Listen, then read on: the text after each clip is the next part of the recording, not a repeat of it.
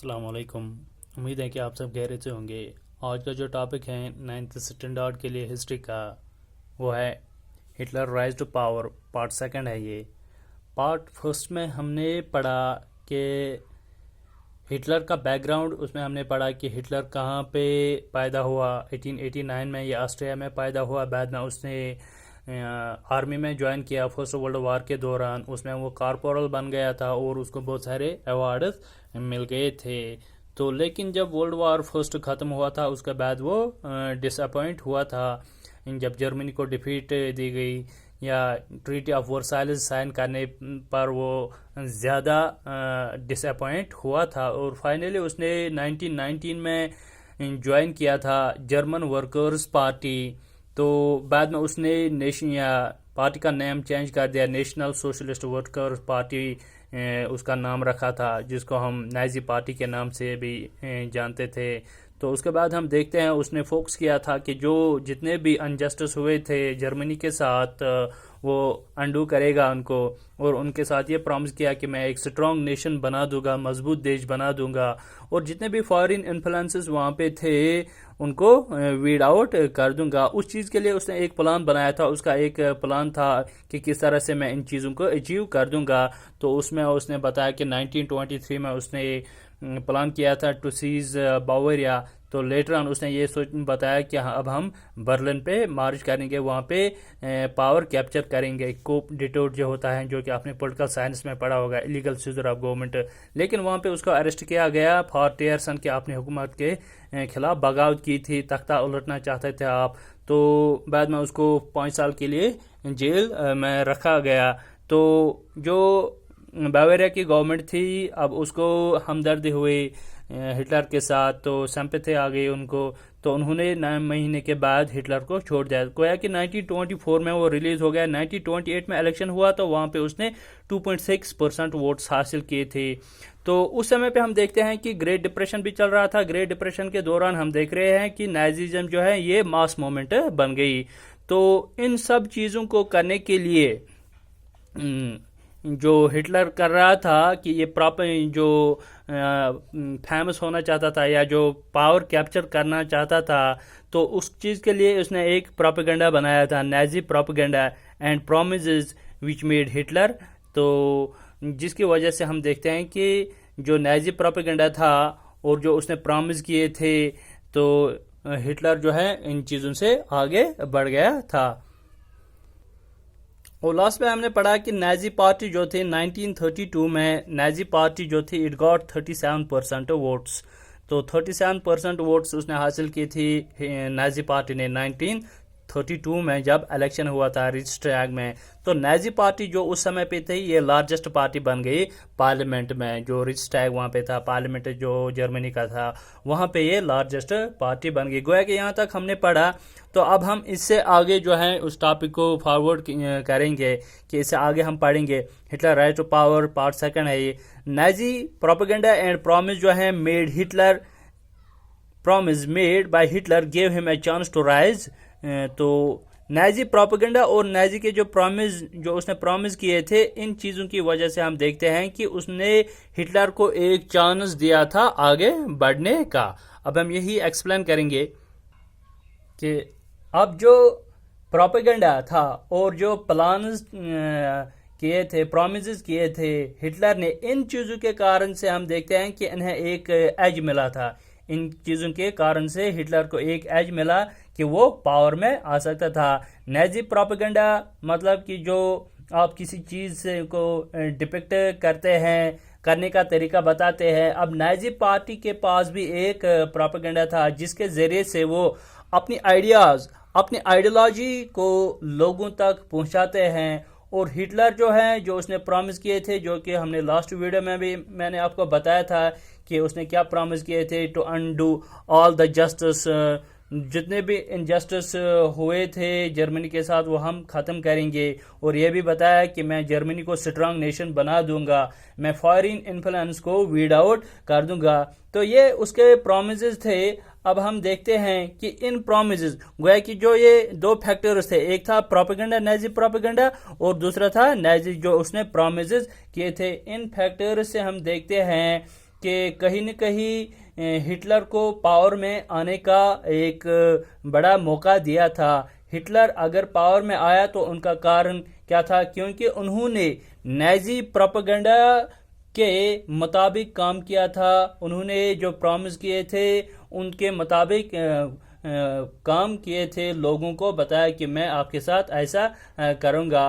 तो बाद में हम देखते हैं कि अब जो प्रोपेगेंडा था, नाजी प्रोपेगेंडा में हम देखते हैं उसमें क्या आता है, new style of politics. Nazi propaganda में आता है न्यू स्टाइल ऑफ पॉलिटिक्स।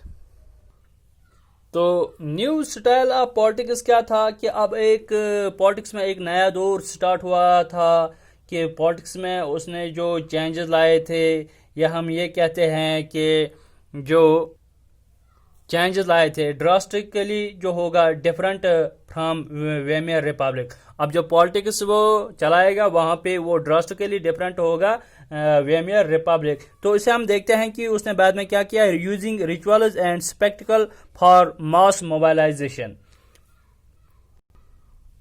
तो यहाँ पे हम देखते हैं कि रिचुअल्स का मतलब क्या है, जैसे कि किसी भी चीज़ को करने का रस्म बना दिया है कि यहाँ पे मैं ऐसा करूँगा, यहाँ पे मैं इस तरह से करूँगा, रैलीज इस तरह से निकालूंगा, फिर वहाँ पे हम स्पीच देंगे। गोया कि ये रिचुअल्स हैं। अब स्पेक्टिकल्स जो हैं कि ऐसी चीज़ें से क्या हो जाता है कि ऐसी चीज़ें जिसे हम देखते हैं कि लोग जो हैं बहुत ज़्यादा इन्फ्लुएंस हो जाते थे, तो उसे हम कहते हैं स्पेक्टिकल। यहाँ पे उसने इन दो चीज़ों को इस्तेमाल किया था मास मोबाइलाइजेशन के लिए, जो कि हिटलर ने किए थे।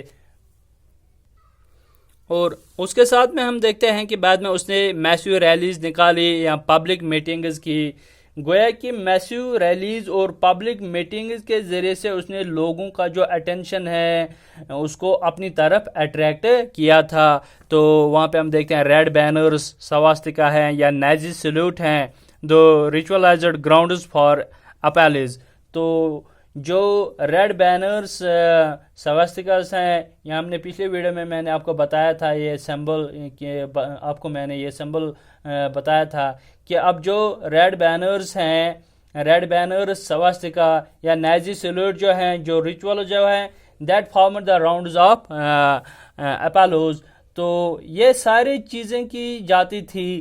तो सब कुछ उस समय पे हम देखते हैं एक डिसिप्लिनड वे में होता था। तो उसके चलते क्या हुआ था कि लोग जो हैं ये स्पेक्टिकल, लोगों को ये स्पेक्टिकुलर लगता था कि देखने में ऐसा लगता था कि ये पार्टी हाँ ज़रूर कुछ न कुछ लोगों के लिए करेगा, लोगों की भलाई के लिए कुछ न कुछ नाजी पार्टी करेगा। तो बेहतर है कि इस पार्टी को सपोर्ट करना है। तो लोगों के अंदर एक कॉन्फिडेंस डेवलप करने की कोशिश की हिटलर ने। तो ये था नाजी प्रोपेगेंडा। तो नाजी प्रोपेगेंडा था ये, तो जिसमें हम देखते हैं कि उसने लोगों को अपनी तरफ अट्रैक्ट किया था। तो they have their own style of doing the things. अब जब प्रोपेगेंडा में हम देखते हैं कि नाजी जो हैं या नाजी पार्टी जो हैं उनको अपना एक स्टाइल होता है कि किस तरह से हम ये काम करेंगे। जो भी करते थे वो दूसरे पार्टी से हट के करते थे, दूसरे पार्टी से अलग करते थे, ऐसे काम करते थे जैसे लोग जो हैं वो अट्रैक्ट होते थे हिटलर की पार्टी की तरफ, नाजी पार्टी की तरफ। सो ये सब कुछ उसने किया। So this was done skillfully to project Hitler as मसीहा और सेवर। तो ठीक है, अब नाजी पार्टी जो भी काम करते थे, जो भी ये कर रहे थे, उसमें एक मैसेज भी होती है कि हिटलर जो है ये आपके लिए मसीहा बन के आया है। मतलब कि देश में जो हिटलर हैं ये मसीहा की तरफ आ गया कि ये आपके लिए कुछ न कुछ करेगा। वहाँ पे हम देखते हैं कि इकॉनमी जो है ये बिगड़े हुए हैं, जितने भी परेशानी थे, तो लोग उन सारी चीज़ों को अगर सुधारना चाहते हैं तो उनको हिटलर जो है, हिटलर इनके लिए एक मसीहा बन के आ गया। जैसे कि इकोनॉमिक क्राइसिस थी वहाँ पे, पॉलिटिकल इंस्टेबिलिटी थी वहाँ पे, या सोसाइटी जो है वो डिस्ट्रेस थे, तो इन चीज़ों को अगर कोई, इन परेशानियों को अगर कोई ख़त्म करेगा तो वो है हिटलर, जो कि उनके लिए मसीहा बन के आया था। तो इस तरह से हिटलर को उन्होंने उस समय पे प्रोजेक्ट किया था। तो this captured the imagination of the people whose sense of dignity and pride had been shattered. अब क्या हुआ था इससे कि जर्मनी में जो उस समय पे अवाम जितने भी थी, तो वो लोग उस समय पे बहुत ज़्यादा सफ़र कर रहे थे, बहुत परेशानियों का सामना करना पड़ता था उन्हें वेमियर रिपब्लिक के दौरान। अब जो वहाँ के जो सिटीजन्स थे हुज सेंस ऑफ डिग्निटी जो है and pride had been shattered, तो उन सिटीजन्स के साथ क्या हो रहा था कि जो फॉरेन इन्फ्लुएंस इतना ज़्यादा था कि इनकी जो डिग्निटी थी, जो वहाँ के जो सिटीजन्स की डिग्निटी थी, वो पूरी तरह से बर्बाद हो चुके थे। तो वहाँ पे अगर कोई ये बात कहेगा कि मैं आपको इस परेशानी से निकाल दूंगा, मैं जर्मनी को मजबूत देश बना के दूंगा, तो सीधी सी यहाँ इकोनॉमिक क्राइसिस जो है इसमें से लोगों को बाहर निकाल दूंगा, कंट्री की जो माशी बहरान है वो मैं ख़त्म कर दूंगा। तो अगर कोई उस समय पे ऐसी बात करता है तो लोग जो है वो उसी को सपोर्ट करते हैं। तो ये था जो हिटलर हैं कि हिटलर किस तरह से पावर में आ गया, जो कि मैंने आपको बताया था फर्स्ट वीडियो से लेकर उस सेकंड पार्ट में भी मैंने आपको बताया। तो पहले हमने इसका बैकग्राउंड बताया 1889 में, बाद में कॉर्पोरल बन गया, आर्मी में ज्वाइन किया, उसके बाद ट्रीटी ऑफ वर्साइलेस साइन होती है, तो जर्मन वर्कर्स पार्टी, उसने पार्टी का नाम चेंज किया था, नाजी पार्टी रखा था उसको। 1923 में उसने प्लान किया कि बावेरिया को मैं सीज कर दूंगा, कंट्रोल कर दूंगा, बाद में बर्लिन पर कैप्चर करूंगा। तो लेकिन उसको अरेस्ट किया गया था टियरसन पे। तो 1928 में उसने क्या किया था कि इलेक्शन में पार्टिसिपेट किया था, वहाँ पे उसको 2.6 वोट्स मिल गए थे, जो कि प्रोपोर्शनल रिप्रेजेंटेशन वहाँ पे सिस्टम चल रहा था। ये सब कुछ उस समय पे हो रहा था ग्रेट डिप्रेशन के दौरान में। और हमने पढ़ा कि ग्रेट डिप्रेशन के दौरान में नाजिज्म जो है ये एक मास मूवमेंट बन गई। तो क्यों मास मूवमेंट बन गई, उसमें दो फैक्टर्स थे जिनकी वजह से वो काम कर रहे थे और नाजिज्म जो है ये मास मूवमेंट बन गई। एक था नाजी प्रोपेगेंडा और उसके जो प्रॉमिस जो उसने किए थे। तो नाजी प्रॉमिस में हमने पढ़ा कि, जो कि हमने लास्ट में भी पढ़ा था, वो अंडू करना चाहता था ऑल जस्टिस, जर्मनी को बिल्ड करना चाहता था, स्ट्रांग नेशन बनाना चाहता था, फॉरेन इन्फ्लुएंस खत्म करना चाहता था, जो कॉन्स्पिरेसीज कर रहे थे अगेंस्ट जर्मनी, गोया के अलाइज पावर्स के खिलाफ। तो बाद में उस चीज़ को अचीव करने के लिए उसका एक प्लान होता था। तो आज जो हमने पढ़ा था ये था नाजी प्रोपेगेंडा। नाजी प्रोपेगेंडा में हमने देखा कि उसका जो स्टाइल था पॉलिटिक्स का वो कोई डिफरेंट था। तो उसमें उसने रिचुअल्स यूज़ किए थे, स्पेक्टल्स, मास मोबाइलाइजेशन के लिए, और मैसिव रैलीज उसने इस तरह से निकाले थे कि अब लोग जो है, या पब्लिक मीटिंग्स हो रहे थे, रेड बैनर उसने स्वस्तिका बनाया, या नाजी सैल्यूट जो है वो भी हमने देखा कि ये सब कुछ करने के लिए, किस चीज़ को कैप्चर करने के लिए कि किस तरह से जो है मैं पावर में आऊँगा। तो वो सब जो कुछ भी कर रहा था उसके पीछे एक मैसेज भी होते हैं कि हिटलर जो है ये एक मसीहा की तरह आपके लिए आया है। तो जिसके वजह से हम देखते हैं कि उसके जो काम हैं, उसके जो वर्कर जो काम कर रहे थे, तो उन्होंने लोगों को अट्रैक्ट किया था। किन लोगों को? ज़्यादातर जिनकी जो डिग्निटी है, जो प्राइड है, वो शटर्ड हो गई थी फॉरेन इन्फ्लुएंस के दौरान। तो यहाँ पे जो टॉपिक हैं ये कंक्लूड हो गया।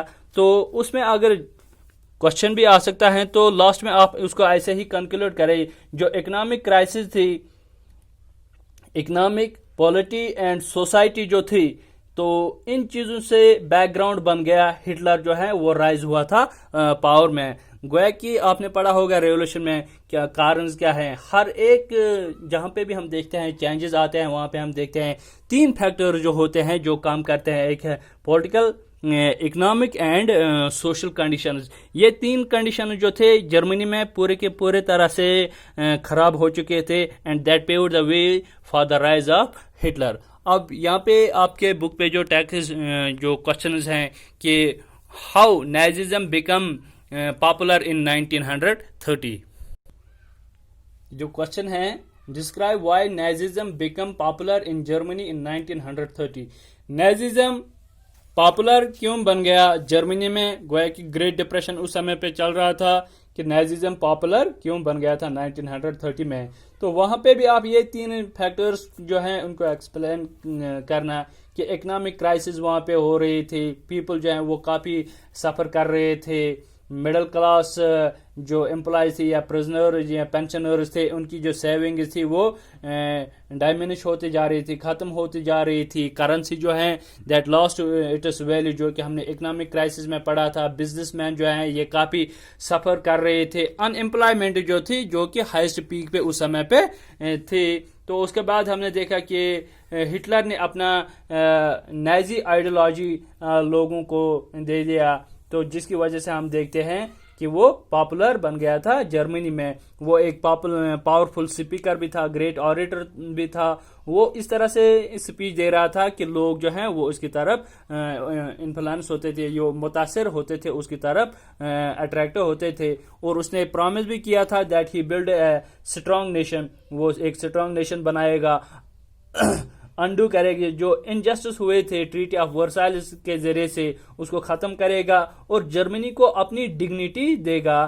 तो उसने प्रॉमिस किया था कि मैं आपको एम्प्लॉयमेंट भी दूंगा और जो फ्यूचर है यूथ का उसको भी उस पर भी गौर करूंगा। तो उसने ये भी बताया कि जो फॉरेन इन्फ्लुएंस से उनको मैं वीड आउट कर दूंगा।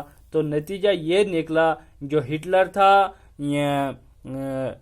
जो हिटलर उस समय पे था, जो नाजिज्म था वो पॉपुलर बन गया 1930 में। तो जो नाजी प्रोपेगेंडा था वो प्रोजेक्ट कर रहा था हिटलर एज ए मसीहा। जो हिटलर था ये मसीहा बन के आ गया था आप लोगों के लिए, जर्मन के जो लोग थे इनके लिए। तो आई होप यहाँ तक आपको जो ये टॉपिक था जो हमने 2 वीडियोस में पढ़े थे, हिटलर राइज टू पावर, ये आपको समझ में आया होगा। तो उसके साथ ही ये जो टॉपिक है ख़त्म हो गया। अब हम देखेंगे नेक्स्ट टॉपिक में हम पढ़ेंगे डिस्ट्रक्शन ऑफ डेमोक्रेसी, कि यहाँ अब हिटलर जो है 1932 में ये नाजी पार्टी जो है इट गॉट ये लार्जेस्ट पार्टी बन गई थी। 37% वोट्स उसको आ गए थे रिचस्टैग पार्लियामेंट में। तो बाद में हम देखेंगे कि हिटलर जो है उसने डिस्ट्रक्शन की थी डेमोक्रेसी की, वो उसने कैसे की थी।